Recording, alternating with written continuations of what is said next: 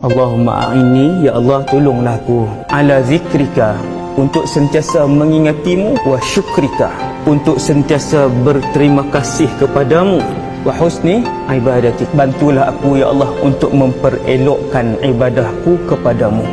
Doa ni Nabi ajar kepada Sayyidina Muaz. Kita jarang meminta, sedangkan Allah itu suka manusia yang paling banyak memohon kepada Allah.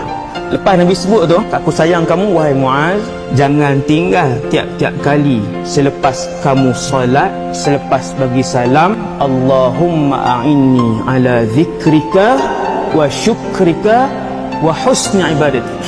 Ibu-ibu ayah sekalian, manusia bila dia jadi orang yang paling mengingati Allah, orang yang paling berterima kasih kepada nikmat yang tak boleh dikira daripada Allah, dan orang yang paling baik ibadahnya, maka dia adalah manusia yang paling baik di sisi Allah SWT.